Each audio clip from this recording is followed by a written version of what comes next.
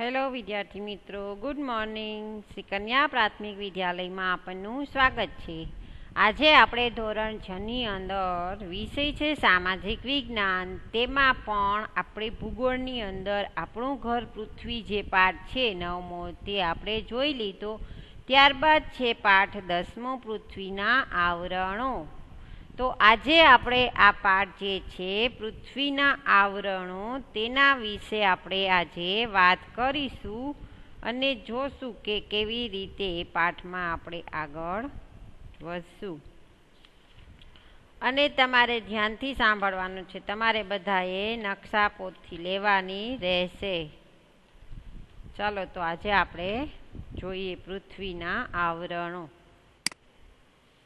પાઠનું નામ છે પૃથ્વીના આવરણો. સૌર પરિવારમાં આપણી પૃથ્વી અજોડ છે. આપણે પાઠ 9ની અંદર જોઈ ગયા સૌર પરિવાર. તો તેમાં આપણી પૃથ્વી જે છે તે અજોડ છે. પૃથ્વી એકમાત્ર ગ્રહ છે કે જેને અનુકૂળ તાપમાન, પાણી, હવા અને જીવન મળ્યું છે. પૃથ્વી એકમાત્ર ગ્રહ છે કે જેને અનુકૂળ તાપમાન, પાણી, હવા, જીવન મળ્યું છે, જે પૃથ્વીને મળેલ અમૂલ્ય ભેટ છે. બીજા ગ્રહો પર હજુ પાણી અને ઓક્સિજન પૂરતા પ્રમાણમાં હોવાના પુરાવા મળ્યા નથી. જે બીજા બધા ગ્રહો છે તેમાં ઓક્સિજન, પાણી પૂરતા પ્રમાણમાં મળી રહે તેવું હજી પુરાવા મળ્યા નથી. માત્ર પૃથ્વી જ એક એવો ગ્રહ છે કે જેને અનુકૂળ તાપમાન, હવા, પાણી, ઓક્સિજન વગેરે મળે છે. સામાન્ય રીતે આપણે જાણીએ છીએ કે પૃથ્વી તેના ઉદ્ભવ સમયે અગનગોળાના સ્વરૂપે હતી. અગનગોળો એટલે આગનો ગોળો. સામાન્ય રીતે આપણે જાણીએ છીએ કે પૃથ્વી તેના ઉદ્ભવ સમયે, પૃથ્વીનો જ્યારે ઉદ્ભવ થયો હતો ત્યારે તે અગન એટલે અગ્નિના ગોળા સ્વરૂપે હતી. આ અગન ગોળા ધીરે ધીરે ઠંડો પડતા કેટલાક તત્વનું ક્રમશઃ પ્રવાહી અને ધન સ્વરૂપમાં રૂપાંતર થયું. આ અગ્નિના ગોળા જેવી પૃથ્વી જ્યારે ધીરે ધીમે ઠંડી પડવા લાગી ત્યારે એમાં કેટલાય એવા તત્વો હતા જે ક્રમશઃ એક પછી એક પ્રવાહી અને ધન સ્વરૂપમાં બદલાવા માંડ્યા. રૂપાંતર એટલે પરિવર્તિત અથવા બદલાવા માંડ્યા. આમ પૃથ્વીની આસપાસ વાયુઓનું તથા પૃથ્વીની સપાટી પર ખડકો અને માટીનું આવરણ અસ્તિત્વમાં આવ્યું.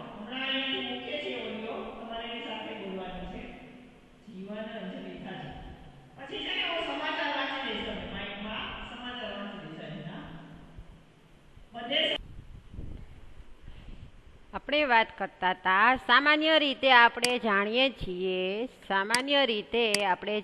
છીએ કે પૃથ્વી તેના ઉદ્ભવ સમયે આગના ગોળાના સ્વરૂપે હતી ને આ અગન ગોળો ધીરે ધીરે ઠંડો પડતા કેટલાક તત્વોનું ક્રમશઃ પ્રવાહી અને ધન સ્વરૂપમાં રૂપાંતર થયું.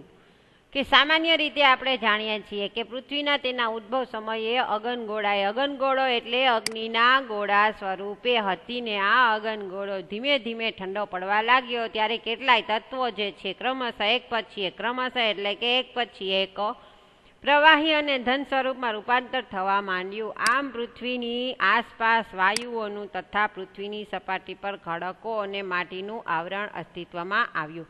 આવી જ રીતે પૃથ્વીની આસપાસ વાયુઓનું તથા પૃથ્વીની સપાટી પર ખડકો અને માટીનું આવરણ અસ્તિત્વમાં આવ્યું. આમ આવરણના વિશાળ ખાડાઓમાં પાણી ભરાતા મહાસાગરો બન્યા. આવી જ રીતે આવરણના વિશાળ જે ખાડાઓ હતા તેમાં પાણી ભરાતા મહાસાગરો બન્યા. આમ પૃથ્વીનું ચોક્કસ સ્વરૂપ રચાયું હતું. અહીંયા શું કહે છે કે પૃથ્વી સૌર પરિવારના સૂર્યના કુટુંબની એક સભ્ય છે. સૌર પરિવારમાં બધી સજીવ સૃષ્ટિને જીવવા માટે જરૂરી તાપમાન, હવા અને પાણી એકમાત્ર પૃથ્વી પર જ છે. પૃથ્વી પર મુખ્ય કેટલા આવરણો છે તે આપણે હવે જોશું. પૃથ્વીના આવરણો. પૃથ્વીના 4 મુખ્ય આવરણો છે: મુદાવરણ, જલાવરણ, વાતાવરણ અને ચોથું જીવાવરણ. પૃથ્વીના આવરણો કેટલા છે? તો કે પહેલું મુદાવરણ, બીજું જલાવરણ, ત્રીજું વાતાવરણ ને ચોથું જીવાવરણ. તો આપણે પહેલા જોશું મુદાવરણ. પૃથ્વી ઉપરનો પોપડો સામાન્ય રીતે માટી અને ઘન પદાર્થનો બનેલો છે. પૃથ્વી ઉપરનું જે પોપડું છે, પહેલું સ્તર છે, તે સામાન્ય રીતે માટી અને ઘન પદાર્થનો બનેલો છે. મુદ્દા શબ્દનો અર્થ માટી થાય છે. ધ્યાન રાખજો, મુદ્દા શબ્દ છે એનો અર્થ માટી થાય છે. તેથી પોપડાના ઉપલા ભાગને મુદાવરણ કહે છે. પૃથ્વીનું જે ઉપલું પોપડું છે, ઉપરનો ભાગ છે, પહેલો ભાગ, તે સામાન્ય રીતે કોનો બનેલો છે? તો કે માટી અને ઘન પદાર્થનો બનેલો છે. અને મુદ્દા શબ્દનો અર્થ માટી થાય છે. તેથી પોપડાના ઉપલા ભાગને મુદાવરણ કહે છે. આ આવરણ ખડકો અને ઘન પદાર્થનું બનેલું હોવાથી તેને ખડકાવરણ કે ધનાવરણ તરીકે પણ ઓળખવામાં આવે છે. અહીંયા શું કહે છે કે આ આવરણ છે ખડકો અને ઘન પદાર્થનું બનેલું હોવાથી તેને ખડકાવરણ અથવા ધનાવરણ તરીકે પણ ઓળખવામાં આવે છે. કોને? તો કે મુદાવરણને. વિસ્તાર અને બંધારણની દ્રષ્ટિએ આપણે જોઈએ, પૃથ્વીની ઉપરનો પોપડો લગભગ 64 કિલોમીટરથી 100 કિલોમીટર જેટલો થોડો જાડો છે. પૃથ્વીના ઉપરનું જે પહેલું પોપડું છે તે લગભગ 64 કિલોમીટરથી 100 કિલોમીટર જેટલો જાડો છે.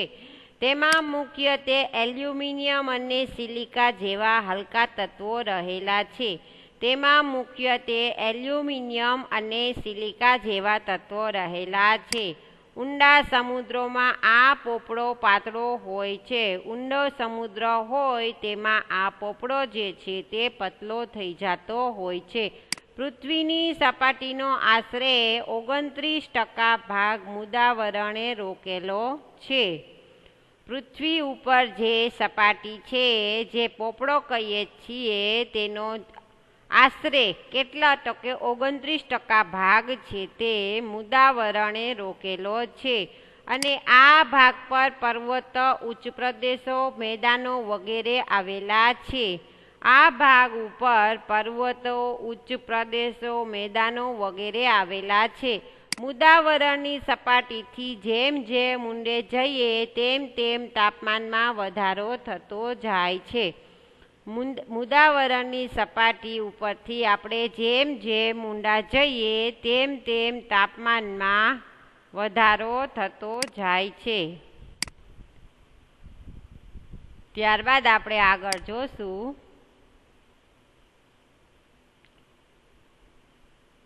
સામાન્ય રીતે દર કિમીની ઊંડાઈએ સામાન્ય રીતે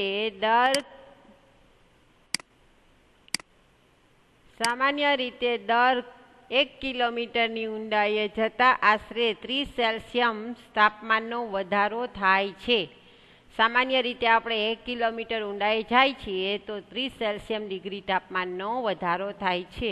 આમ અહીં વધારે ગરમીને કારણે અંદરના ખડકો પણ પીગળી જઈ અર્ધપ્રવાહી ઘટ સ્વરૂપમાં ફેરવાઈ જાય છે. ત્યાં જ્યારે 1 કિલોમીટરની ઊંડાઈએ જાય છીએ ત્યારે ગરમીને કારણે જે અંદરના ખડકો પણ પીગળી જવા માંડે છે અને અર્ધપ્રવાહી એટલે ઘટ સ્વરૂપમાં જોવા મળે છે. આ ખડકો પીગળેલા દ્રવ્યને મેગ્મા કહે છે. આ જે પીગળેલા દ્રવ્યો મળે છે તેને મેગ્મા કહે છે, જેમાં કેટલાક વાયુઓની હાજરી હોય છે. અહીં ઉપરના ખડકોનું દબાણ ખૂબ જ વધારે હોય છે.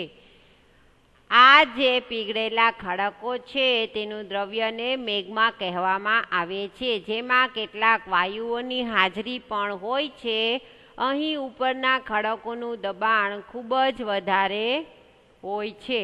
આમ દબાણ અને ગરમી જેવા પરસ્પર વિરોધી બળો વચ્ચે સમતુલા જળવાય છે. એટલે જ પૃથ્વીનો પોપડો ફાટી જતો નથી.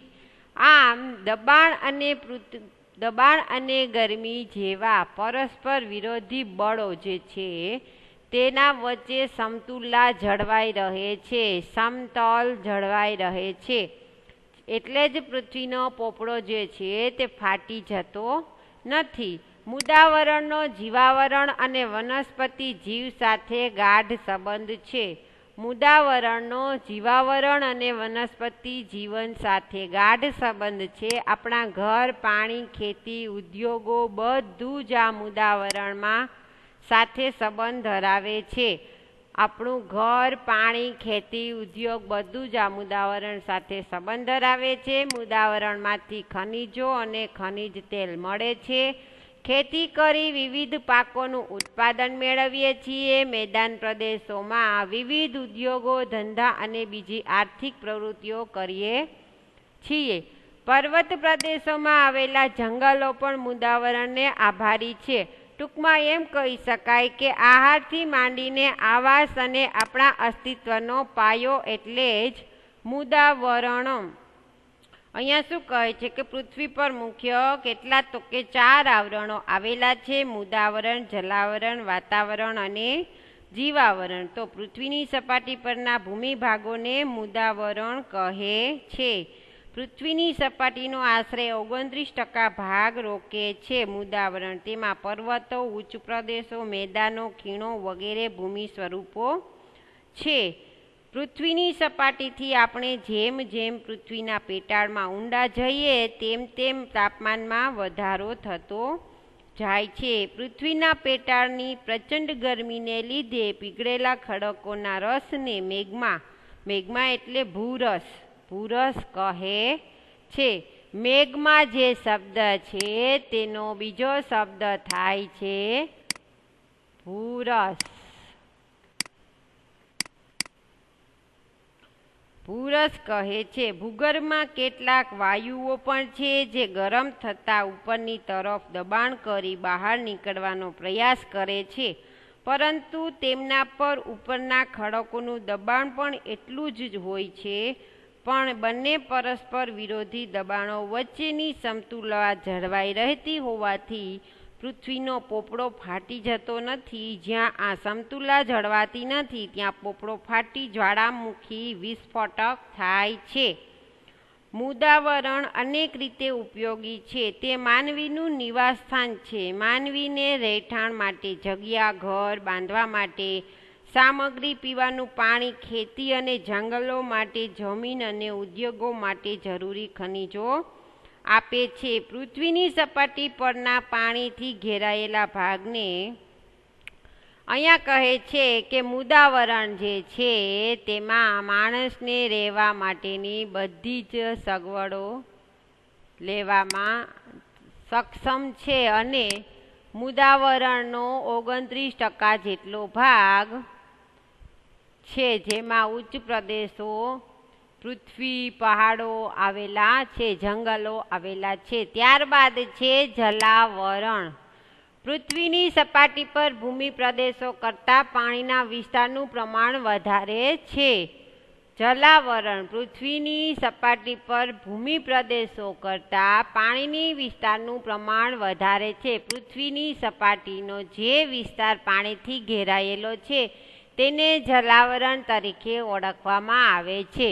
જલાવરણ એટલે કે પૃથ્વીની સપાટી પર જે ભૂમિ પ્રદેશો કરતાં પાણીના વિસ્તારનું વધારે પ્રમાણ છે અને પૃથ્વીની સપાટી જે વિસ્તાર પાણીથી ઘેરાયેલો છે તેને જલાવરણ કહેવામાં આવે છે.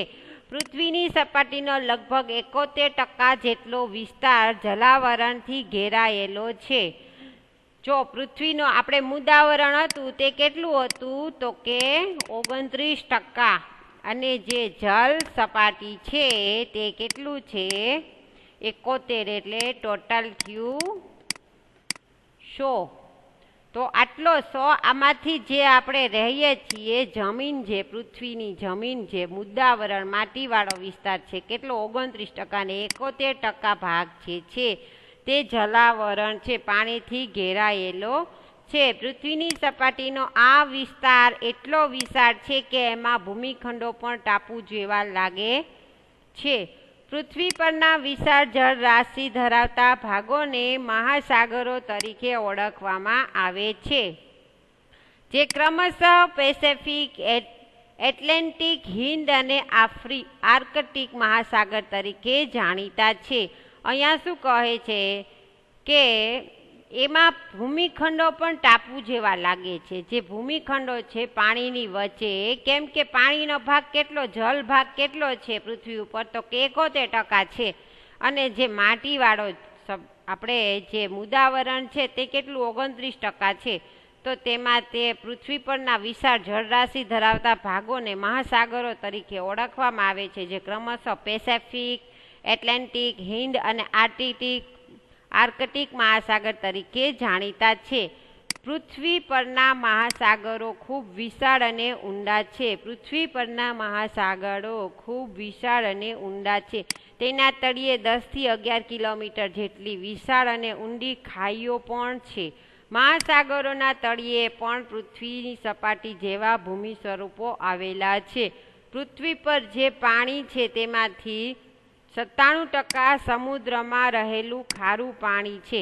બાકીના પાણીનો આશરે પોણો ભાગ ધ્રુવો પર તથા હિમાલય જેવા બીજા ઉચ્ચ પર્વતો પર બરફ રૂપે છે. જે પાણી પૃથ્વીના પેટાળમાં છે, સરોવરમાં અને નદીઓ રૂપે વહે છે, તેનું પ્રમાણ ખૂબ જ ઓછું છે. અહીંયા શું કહે છે કે પૃથ્વી જે છે તો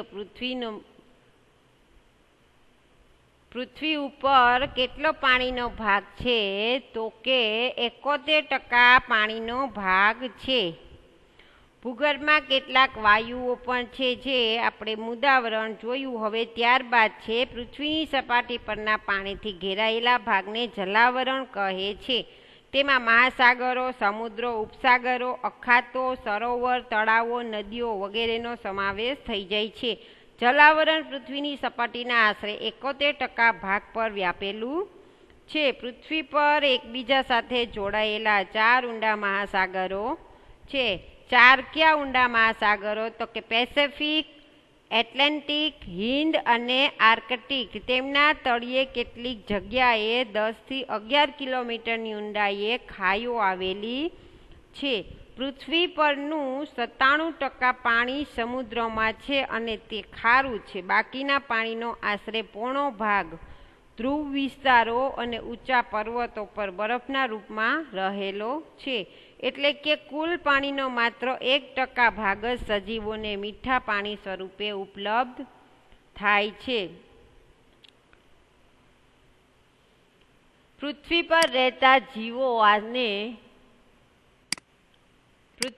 રહેતા જીવો અને વનસ્પતિને પાણી વિના ચાલતું નથી. પાણી ખોરાક સાથે મળે કે હવામાંથી ભેજ રૂપે મળે. જલાવરણનું અસ્તિત્વ એટલે જીવન સૃષ્ટિ.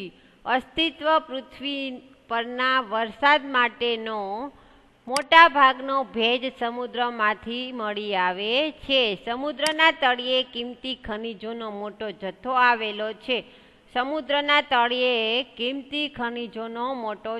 આવેલો છે. પાણીમાંથી મીઠું મેળવીએ છીએ અને તેના તળિયે મેંગેનીઝ, લોખંડ, કલાઈ વગેરે ખનિજો આવેલા છે. સમુદ્ર પ્રોટીનયુક્ત આહારનો ભંડાર પણ છે. સમુદ્રો કે મહાસાગરોના મોજા, પ્રવાહો અને ભરતીમાં પ્રચંડ શક્તિ રહેલી છે. તેનાથી વિદ્યુત શક્તિ મેળવી શકાય છે. મહાસાગરો જળ પરિવહનના માર્ગો બન્યા છે. વિવિધ દેશોના વેપારમાં પણ જળમાર્ગે વધારે અનુકૂળ રહ્યા છે. અહીંયા શું કહે છે કે પૃથ્વી પર રહેતા જીવો અને વનસ્પતિને પાણી વિના ચાલતું નથી. પાણી ખોરાક સાથે મળે કે હવામાંથી ભેજ રૂપે મળે. જલાવરણનું અસ્તિત્વ એટલે જ જીવન સૃષ્ટિનું અસ્તિત્વ. પૃથ્વી પરના વરસાદ માટેનો મોટા ભાગનો ભેજ સમુદ્રમાંથી જ આવે છે. સમુદ્રના તળિયે કિંમતી ખનિજોનો મોટો જથ્થો આવેલો છે. ક્યાં છે મોટો જથ્થો કિંમતી ખનિજોનો? તો કે સમુદ્રના તળિયે. પાણીમાંથી મીઠું મેળવીએ છીએ અને તેના તળિયે મેંગેનીઝ, લોખંડ, કલાય વગેરે જેવી ધાતુઓ આવેલી છે. સમુદ્ર પ્રોટીનયુક્ત આહારનો ભંડાર પણ છે. સમુદ્ર કે મહાસાગરોના મોજા, પ્રવાહો અને ભરતીમાં પ્રચંડ શક્તિ રહેલી છે. તેને લીધે વિદ્યુત શક્તિ આપણે મેળવી શકીએ છીએ. મહાસાગરો જળ પરિવહનના માર્ગો બન્યા છે. વિવિધ દેશોના વેપારમાં પણ જળ માર્ગો વધારે અનુકૂળ રહ્યા છે. આજે આપણે અહીંયા સુધી રાખશું. ત્યારબાદ આપણે બીજા લેક્ચરમાં આગળ વધશું.